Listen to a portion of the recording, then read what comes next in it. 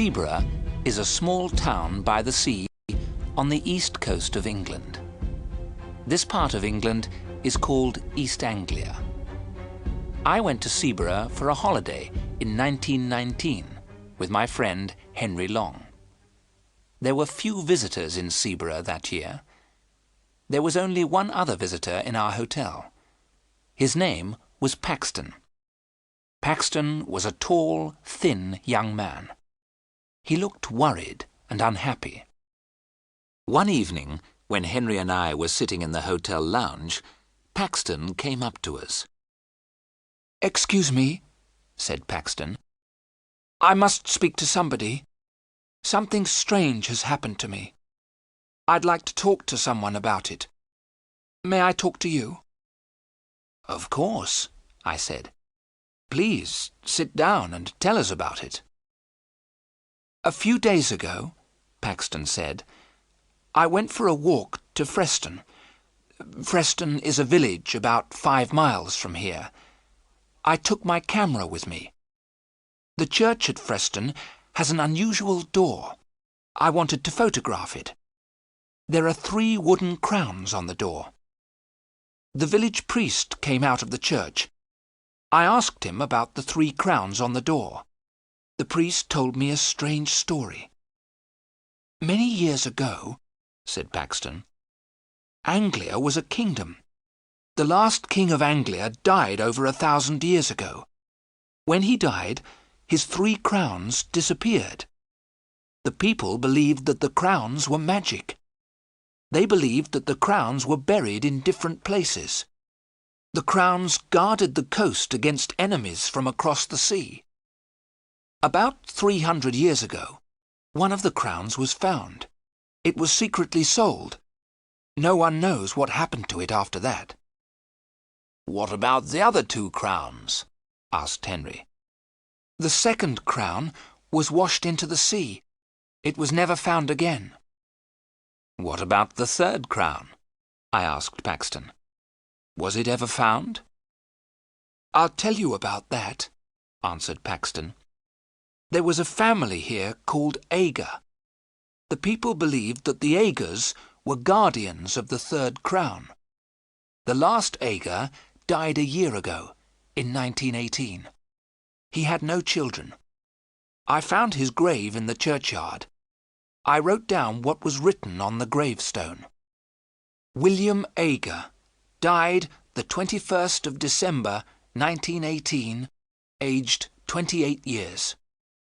Later, I went to the bookshop in Preston. By chance, I found an old book dated 1740. Inside it were some lines of poetry. "Nathaniel Agar is my name. I own the hill above the sand. All Agar's duty is the same, to guard the crown that guards the land. When I am dead and in my grave, and all my bones are rotten, my sons shall keep my name alive. It shall not be forgotten." The picture sequence from the cinema has finished. You can look at it once more if you want. I bought the book and walked back towards Seaburgh. I found the house where William Agar had lived. The house is halfway between Preston and Seaburgh. Above the house is a small hill. There is a circle of trees on top. I knew that this was the place. "The place for what?" I asked. Henry and I were becoming tired of this long story. "The place where the crown was buried," said Paxton. "And did you find this crown?" I asked in a tired voice. Paxton's answer surprised us both. "I have it in my room," he said. "Come and see it, then you'll believe me." Henry and I did not believe him. We thought that Paxton was not telling the truth. But we stood up and followed him. Paxton led us to his room. He opened a suitcase. Inside the suitcase was something wrapped in newspapers. He unwrapped the newspapers. There was a crown. The crown was made of silver. It was a circle of metal with 4 jewels. I put out my hand to touch it. "Don't touch it!" Paxton cried, and held the crown away from us. "Why not?" I asked in surprise. "We won't take it from you." "I'm sorry," said Paxton. "It's because—" He looked round the room in a strange way. "Since I took the crown, I haven't been alone." "You haven't been alone?" Henry said. "What do you mean?" Then Paxton told us more of his story. "After I'd been to Aga's house, I came back here. I got a spade and a lantern. When it was dark, I went back to the hill above the house.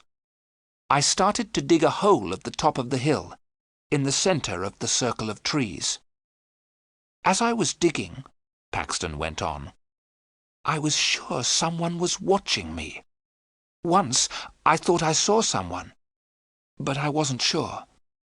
The person was always behind me. Once I felt someone pulling my coat. But then I found the crown. At that moment I heard a terrible cry behind me." "Who cried out?" I asked. "I couldn't see anyone," Paxton answered. "But I think I know." He pointed to a book on a table beside the bed. "Every time I come back to my room, the old book is open." I looked at the table. The old book was open at the first page. I saw the name, William Aga, 1890. "So you think that William Aga is following you?" I said. "But William Aga is dead." "It's the ghost of William Aga," said Paxton. "He won't leave me alone. He wants the crown, but he isn't strong enough to take it from me." "And what will you do with the crown?" I asked. "I'm going to put it back," said Paxton. "If you put it back, will William Aga's ghost leave you alone?" I asked. "I don't know," said Paxton, "but I must try." I saw that Paxton was very, very frightened. "Then we shall help you put it back tonight," I said. As I spoke, a shadow moved in the room. Paxton saw it and looked terrified. The picture sequence from the cinema has finished. You can look at it once more if you want. That night, as we left the hotel together, I spoke to the hotel porter. "It's a warm night," I said. "We're going for a walk. We may be back very late." "I'll wait for you, sir," said the porter. "I won't lock the front door until you return. The other gentleman isn't staying in the hotel, is he?" "What other gentleman?" I asked. "The gentleman who's with Mr. Paxton," said the porter. "No," I replied quickly. I did not tell the others what the porter had said, but I had seen it too. When the three of us were together, I thought I saw another person in the room with us. It took us half an hour to walk to William Aga's house. The road went along beside the beach. The beach was a lonely place at night. We saw the hill above the beach. The sea was calm. The moon was shining behind the trees on the hill. We climbed to the top of the hill. We had forgotten to bring a spade. Paxton did not care. He began to dig with his hands. As soon as he had dug the hole, Paxton put the crown in it. He covered the crown with earth.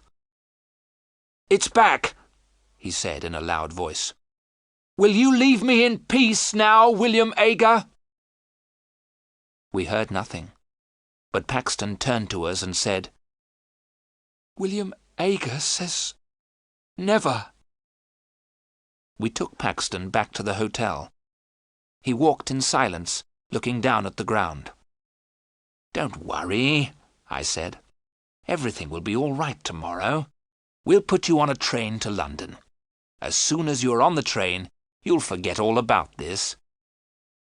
"He'll never let me go," Paxton said. The picture sequence from the cinema has finished. You can look at it once more if you want. The next morning, Henry knocked on my door before 7 o'clock. "Let's go and have breakfast," he said.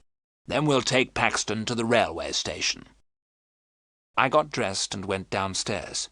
Henry was waiting for me. "Have you seen Paxton?" I asked Henry. "He's not in his room," he said. "I thought he was with you." We went quickly to the porter. "Have you seen Mr. Paxton this morning?" I asked. "Yes, sir," said the porter. "He went out a couple of minutes ago. In fact, I thought he was with you, sir." "With me?" I asked in surprise. "Yes, sir," the porter said. "I thought you were outside the hotel calling for him. It looked like you, sir. But I was reading the paper. Something strange happened at Preston yesterday." "What happened?" I asked. "A grave was opened at the church," the porter said. "The bodies disappeared." "Whose grave was opened?" I asked. "A man who used to live here," the porter replied. "A strange man called William Ager." Henry and I ran outside. Paxton was on the beach. He was walking quickly and waving to someone.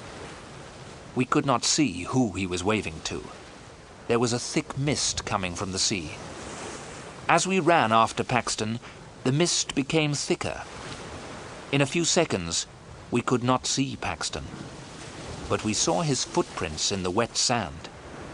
The marks of his shoes were clear. There were other marks in the sand. They were made by someone who was not wearing shoes. The marks were strange. They were the shape of feet, but they were feet without flesh, only bone. We called Paxton's name. We thought we heard Paxton call our names. Then we heard a long and horrible scream. I shall never forget the sound of that scream in the mist.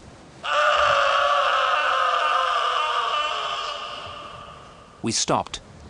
We were afraid. We did not want to meet the creature that Paxton had met. We both knew that Paxton was dead. We walked forward slowly. A few yards away, we found Paxton's body. His mouth was full of sand and stones. His neck was broken. We heard a strange laugh in the mist. It was not the laugh of a living man. Henry and I were terribly afraid.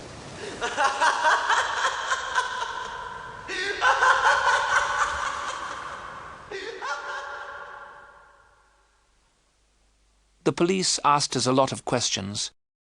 They never found out who murdered poor Mr. Paxton. Henry and I did not tell the police what we knew. They would not have believed us. Henry and I did not go back to look for the crown of Anglia. The crown is safe. We did not want to meet the ghost of the guardian, William Ager.